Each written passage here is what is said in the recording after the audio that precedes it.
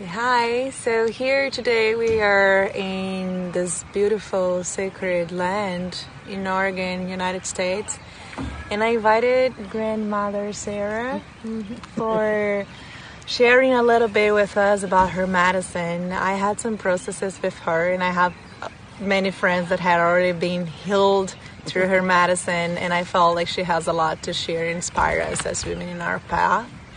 So, grandmother Sarah, thank you so much for responding to this calling and for being here. Please tell us a little bit about your path, how you got to do what you're doing, what exactly you're doing. It's so magical and hard to put into words. That part's very true. It's hard to put it into words. Anyway, I'm born Sarah MacLean Bicknell, and my ancestry is from Scotland. My grandmother was Alice MacLean, and she's from Iona and Mull, that area of Scotland. And in the 1969, I found myself in the United States and raised a family here, had children, now producing grandchildren. And in 1988-89, I met some amazing Lakota elders that were really sharing their wisdom, and we really connected, really bonded really deeply, and it ended in it arrived into an adoption ceremony, and with that comes a name. My Indian name is Kiba Oyate Wachiniabe, which means afternoon dreamer who helps the people. And I then spent sort of 16 years working with them, learning ceremony, being in family with them. I was also I still had a child at home, and so he was also being involved. And around the year 2000, 2001, to sort of in the last sort of few years of my time of real training, they said it was time for me to go out and help my people. And I had this idea that my people meant I went back to England, taught them all these things, and it's so not what it's turned out to be. So my people are here. My people are you. My people are just these amazing women that are rising into their full voice and full strength right now. And it's such a huge honor to be seeing this actually happen. Because I come from a generation where we still had some pretty harsh role models to play. And what came to me by observing how each generation was growing up much freer and much more, and that we were walking into a time for the first time that women really had freedom. And what did that mean? And still the women were caught up in their stuff and this and that. And I realized, that's all ancestral stuff. This is stuff we've been accumulating for hundreds of years of being in second place, being objectified, being a property, being an object, being in that place where people are telling us who we are and what we are. And then the competition around survival being through marriage and joy. Such a mess. Meanwhile, each time we have married, we've taken the man's name. So the matriarchal line, we cannot find our way back to where we belong or where we originated. Yet it is the mother, it's the womb that births the life forward. And as we're speaking, these volcanoes are going up. Guatemala and then Hawaii, where we are actually seeing how creation makes land. And this is the process of birth, and it's happening right now, and it's happening through Pele, and the women are being born out of a time of limitation and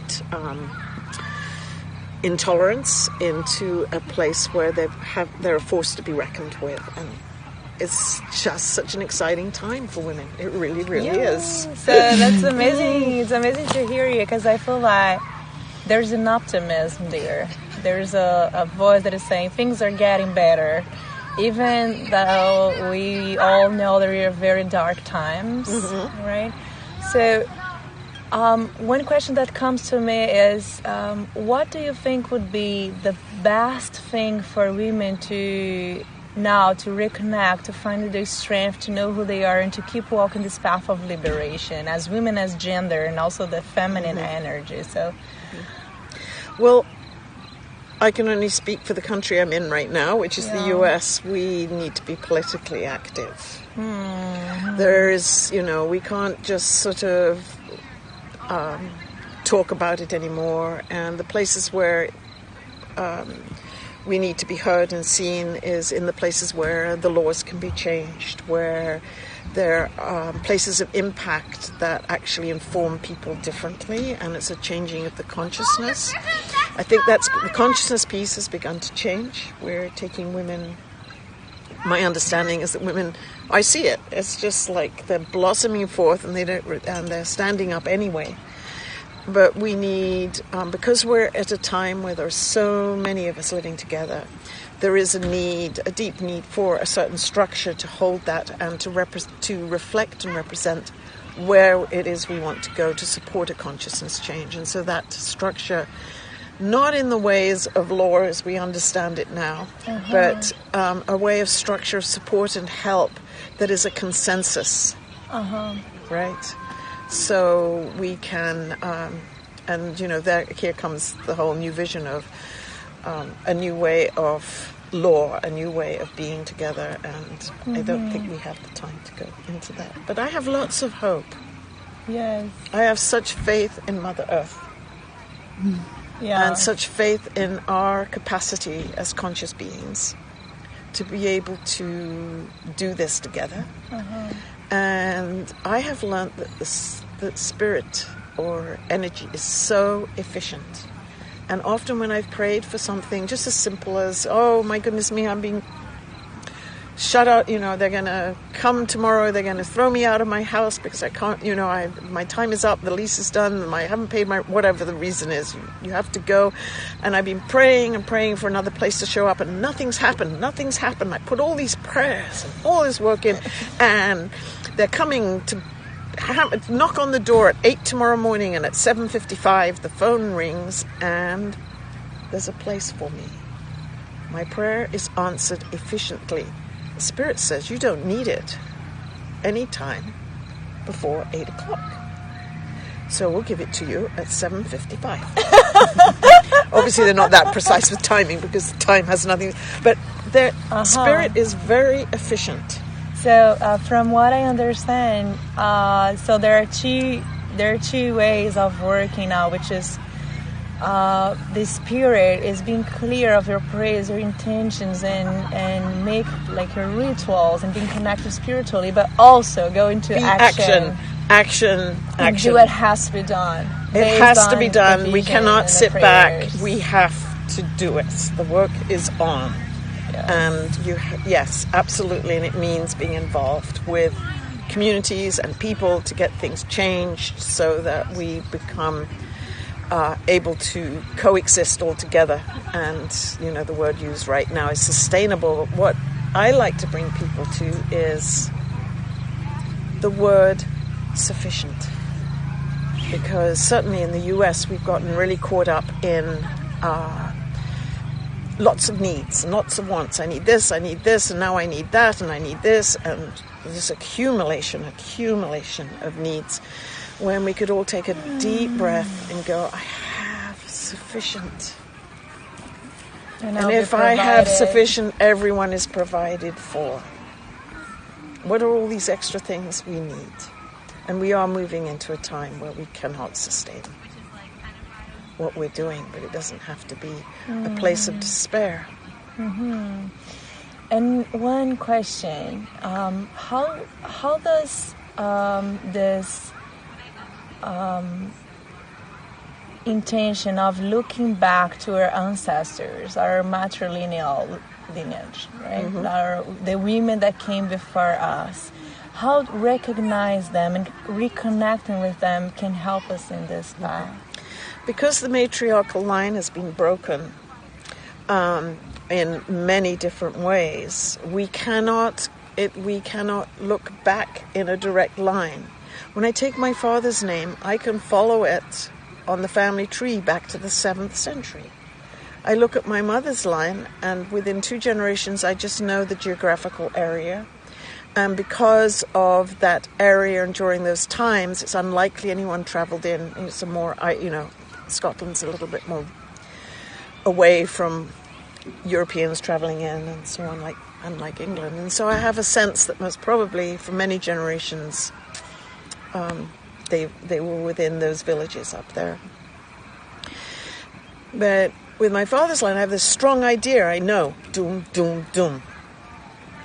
But with my mother's line, as I said, and this inability to really be able to strongly connect through a sense of knowing who that person was. We pray, earth prayers are about, we pray to grandmothers and grandfathers. When you move around earth wisdom people or indigenous natures, they know exactly who their grandmothers and grandfathers are. And I find when I speak to people, it's rare that people can even name their great-grandmother on their matriarchal side. And what a loss, because we've been born out of each womb. It is a continuous thread, it's a continuous song that has, and when it's connected, there is a sound. And that's the power for the women. It's a tone, it's a sound when that goes all the way through. And then we are back. We have the power. Now we can raise our children, especially our boys, into a whole different sense of confidence. They too have been stripped. The men are as hurting as much as the women. Yes. But in order to heal this planet, first we need to do this.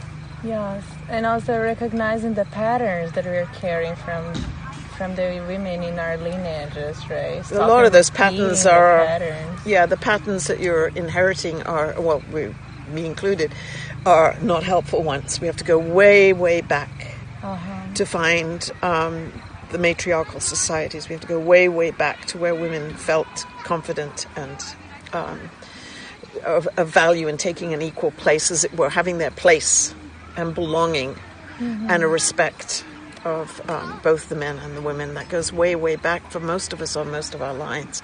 And that's the power that needs to come through. And it's really been broken, but there is this beautiful grandmother medicine of water.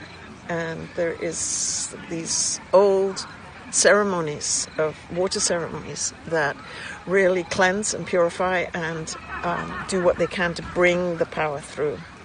So that leads to that work, of women mending their matriarchal lines so they can stand strong and pull all of that through and give birth to that through the next 7 generations. Awesome. Yeah. Then the earth is speaking. Now we have the voice. We are the voice of the land. We are the voice of the earth. And now something different can occur. Yeah. Thank you so much for reminding us that. And could you just give one short tip, like something for us to connect a little more with our dreams? Like, I remember grandmother Sarah last year, she just told me, I was telling her, I am having so many nightmares and I think it's just my fear coming up. And she said, you should listen to your dreams. And I was not really considering that. So just a small, advice you could give us for us to connect a little bit with this realm of the dreams. Well, dreaming goes 24/7. It never sleeps. Dreaming never sleeps. It's always awake.